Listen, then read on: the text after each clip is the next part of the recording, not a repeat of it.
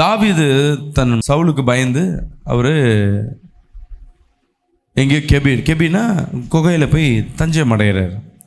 அப்படி தஞ்சம் அடையும் பொழுது அவர் சொல்கிறார் பாருங்க, தனக்கு நஷ்டம் ஏற்படாதபடி தேவனிடத்தில் அவர் பாடுகிறார். அதற்கு என்ன பண்ணுறாரு, சில வாத்தியங்களை பயன்படுத்துகிறார்னு சொல்லிட்டு இன்றைக்கி அந்த தலைப்பு, அதுக்கப்புறம் தான் வசனங்கள் கொடுக்கப்பட்டிருக்கும். என் அன்பு ஜனமே, நம்ம வாழ்க்கைக்கு நஷ்டம் வராதபடி நம்ம பார்த்துக்கொள்ள வேண்டும். அல்லேலூயா. நம்ம வாழ்க்கையில் நஷ்டம் வராதபடி நம்ம என்ன பண்ணுவோம், சாப்பாடில் என்ன சொல்லுவோம், ஒரு கேட்ரிங் பண்ணுறாங்கன்னா அதில் நஷ்டம் வராதபடி ஒரு வியாபாரம் பண்ணுவாங்க. எந்த ஒரு வியாபாரம் பண்ணாலும் லாபத்துக்கு விற்கணும், நஷ்டத்துக்கு விற்க மாட்டாங்க. ஸோ நஷ்டம் வராதபடி பார்த்துப்பாங்க. வேலை, வாழ்க்கை, ஊழியம் எல்லாமே அப்படி தான் உலக வாழ்க்கையில். ஆனால் இங்கே தேவன் என்ன பேசுகிறாருன்னா, தனக்கு நஷ்டம் வராதபடி பார்த்து கொள்ளுங்க. உங்கள் வாழ்க்கையில் நஷ்டம் வராதபடி பார்த்துக்கிட்டாவே போதும், நம்ம வாழ்க்கையில் ஒரு ஜெயத்தை பெற ஆரம்பிப்போம்.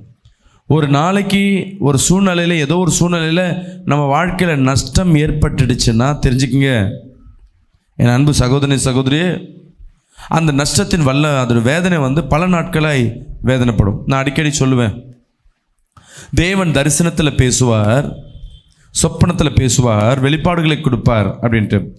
எதாய் கொடுப்பார், எப்படிப்பட்ட வார்த்தையை கொடுப்பாருன்னா, தீங்கு நமக்கு வருவதை வெளிப்படுத்தி காட்டுவார். எப்படி? நம்ம பயந்துன்னு இருப்போம். ஏன் அந்த தீங்கு வராத அதை காட்டுறாருன்னா, நீ அதற்காக ஜெபிச்சுன்னா அந்த தீங்கு வராதபடி உன் வாழ்க்கையில் மாறும். எது நல்ல நாள் என்றால் எது, அந்த எந்த நாள் தொடங்கி அதை அப்படியே எந்த தொடக்கமும் தெரியும் முடிவும் தெரியாமல் அந்த நாள் கடந்து போகுதுன்னா அந்த நாள் நல்ல நாள். ஏன்னா நம்ம நினைப்போம் நல்ல நாள்லாம் என்னென்னா, விசேஷமாக எனக்கு பொருட்கள் வாங்கணும், சந்தோஷமாக இருக்கணும், பணம் கிடைக்கணும், சாப்பிடணும், குடும்பத்தில் செலிப்ரேஷனாக எல்லாம் சந்தோஷமாக சிரிக்கணும், இதுதான் நல்ல நாள் நினைப்பீங்க. ஆனால் தேவன் கொடுக்கறது எல்லா நாளும் நல்ல நாள் தான். ஒரு நாள் ஒரு தீங்கு நம்ம வாழ்க்கையில் வந்துச்சுன்னா அந்த தீங்கோட வேல்யூ ரொம்ப ஜாஸ்தியாக இருக்கும். இன்றைக்கி குடும்பத்தில் கணவன் மனைவி மத்தியில் இன்றைக்கி சண்டைனா, சில குடும்பத்தில் சண்டை ஒரு நாளில் முடியும், சில குடும்பத்தில் ஒரு வாரத்தில் முடியும், சில குடும்பத்தில் பல மாதங்களாக இருக்கும். இப்போ அந்த சண்டை வந்துச்சுன்னா பல மாதமோ பல நாளோ ஒரு நாளோ வேதனை தானே. அன்றைக்கி அந்த சண்டை வராமல் இருந்தால் மீதி இருக்க நாட்கள் எப்படி இருக்கும், சந்தோஷமாய் மாறும். ஒரு ஆமேன்னு சொல்லுவேமே. அதே போல் தான் இன்றைக்கி நம்ம வாழ்க்கையில் போகிறோம், ஒரு அடிபடுதோ இல்லை ஒரு நஷ்டம் ஏற்படுதோ, அதன் வேதனை எப்படி இருக்கும். இன்றைக்கி திடீர்னு கோல்டு பிடிச்சிச்சுன்னா எத்தனை நாள் கஷ்டமாக இருக்கும், ஒரு 7 நாளைக்கு கஷ்டமாக இருக்கும். ஜுரம் வந்தால் 7 நாளைக்கு கஷ்டம். இப்போ ஜுரம் வராதபடி காத்துக்கொள்ளுக்கிறோன்னா நம்ம வாழ்க்கை எப்படி இருக்கும். இதை தான் தேவன் உங்களிடத்தில் எதிர்பார்க்கிறேன். தீங்கு வந்த பிறகு தேவ சமூகத்தில் காத்திருக்கிறத காட்டிலும் தீங்கு வராதபடி உன் ஆத்துமாவை பார்த்துக்கொள்ள. ஹல்லேலூயா. விசுவாசிக்கிறாமேன்னு சொல்லுங்களேன், சத்தமாக சொல்லுவோமே. யோபு அழகாய் சொல்லுகிறார். யோபு 35:8 எடுத்து படிங்க. உம்முடைய பாவத்தினால் உம்மை போன்ற மனுஷனுக்கு நஷ்டமும் உம்முடைய நீதினால் மனுபுத்திரனுக்கு லாபமும் உண்டாகும். அல்லேலூயா. உம்முடைய பாவத்தினால் உம்மை போன்ற மனுஷருக்கும் நஷ்டமும் உம்முடைய நீதினால் மனுபுத்திரனுக்கு லாபமும் உண்டாகும். இங்க எப்படின்னா, இது இந்த வசனத்தில் ஆழ்ந்த அர்த்தங்கள் உள்ள.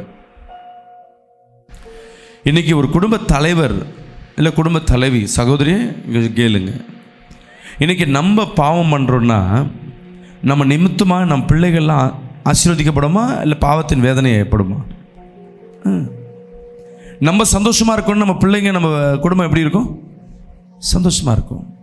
அம்மாவா இல்லையா? அப்போ தேவன் எதை எதிர்பார்க்கிறாருன்னா, நீங்கள் உங்களை பாதுகாத்து கொள்ள வேண்டும். சரி, நஷ்டம், சில குடிகாரங்க சொல்லுவாங்க, நான் யாரையும் நான் நஷ்டப்படுத்தலை, நான் பாட்டு குடிச்சிட்டு என்ன பண்ணுறேன், வீட்டில் அமைதியாக படுத்துடுறேன், உங்களுக்கு என்ன பிரச்சனை? ஒவ்வொரு குடிகாரனும் ஒவ்வொரு தகப்பனாரும் வீட்டில் பேசுகிறது. இதை கேட்டு அந்த குடும்ப தலைவி என்ன பண்ணுறாங்க, சரிங்க எங்கள் வீட்டுக்காரர் அமைதியானவருங்க, அவர் குடிப்பார், கம்முன்னு இருந்துருவாருங்க. தெரிஞ்சுக்கங்க, குடியினால அவர் சரீரத்தின் ஆய்வு நாட்கள் என்ன பண்ணுறாரு, அவர் கம்மி பண்ணுறார். நீங்கள் சொல்லணும், எப்பா நீ குடிக்கிறதுனால இப்போ நஷ்டம் இல்லை, பின்னாடி நீ மறைச்சி போயிட்டீன்னா உன் பிள்ளைகளுக்கு உன் குடும்பத்துக்கு, எனக்கு நான் எதுக்கு உன்னை கல்யாணம் பண்ணிட்டு வந்தேன், நீ பாதியிலே போயிட்டு நான் அனாதையாக இருக்கணுமா? இந்த கேள்வி கேட்குறதுக்கு யாருக்கும் என்ன இல்லை, ஞானம் இல்லை. காரணம் என்ன? அவங்களுக்கு அதை பற்றி புரிதல் இல்லை. ஒரு நாள் ஏற்படுகிற நஷ்டம், அதாவது நம்மளால் ஏற்படுகிற நஷ்டம் நம்மளை மட்டுமே சார்ந்திருக்காது, நம்மளை சூழ்ந்து இருக்கு. இன்றைக்கி ஒரு தகப்பனார் ஒரு வீட்டை வாங்குறாருன்னா அது எல்லாருக்கும் லாபம், பிள்ளை பேர பிள்ளை எல்லாருக்கும் லாபம்.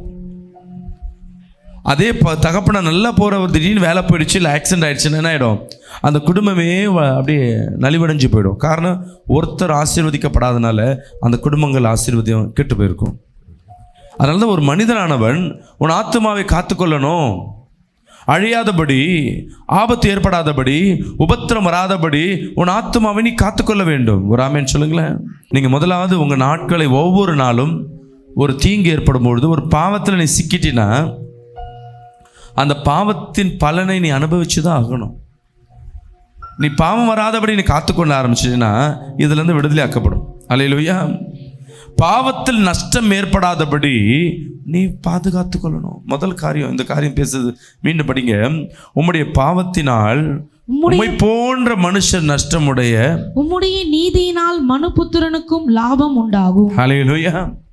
நீங்க செய்கிற பாவம், என் அன்பு சகோதரி சகோதரியே, இங்க வந்திருக்கிற நீங்க செய்கிற பாவம், நேரில் பார்த்து கொண்டிருக்கிற என் அன்பு ஜனமே, நீங்க செய்கிற பாவம் இன்னொருத்தரை துன்பப்படுத்துகிறது. தெரிஞ்சுக்கங்க. இன்னொருத்தர் வாழ்க்கையை என்ன பண்ணுறது? கெடுக்கிறது. ஒரு தாய் கெடு பாவம் செய்கிறாங்க, அந்த குடும்பமே ஒன்றும் இல்லாமல் போகுது. உன் நினைவுகள் எந்த பாவம் செய்யும் பொழுது நஷ்டம் வராதபடி பார்த்துக்கொள். இன்னைக்கு கர்த்தர் உங்களோட எச்சரிக்கையாய் பேசிக்கொண்டிருக்கேன். நம்ம எவ்வளோ நம்ம ப்ரொடெக்ஷன் பண்ணி எவ்வளோ பாதுகாத்து கொள்கிறோமோ அவ்வளோவாய் கர்த்தர் உங்களை பலப்படுத்துகிற தேவனாக இருக்க. கரங்களை தேடி ஒரு ஆமென் சொல்லுமே. அல்லேலூயா. இந்த வசனம் உங்கள் வாழ்க்கையில் அப்படியே காதுக்குள்ளே தொளித்த மாதிரியே இருக்கணும். ஒரு பாவம் செய்யும் பொழுது, ஐயோ இதனால் நஷ்டம் ஏற்பட்டால் என்னோடு போகாது, என் பிள்ளைகளோடு வரும். வசனம் சொல்லுது, உனக்கு அப்புறம் 7 தலைமுறை என்ன பண்ணுமா? அந்த பாவமானது ஆளுகை செய்ய ஆரம்பிக்கும்.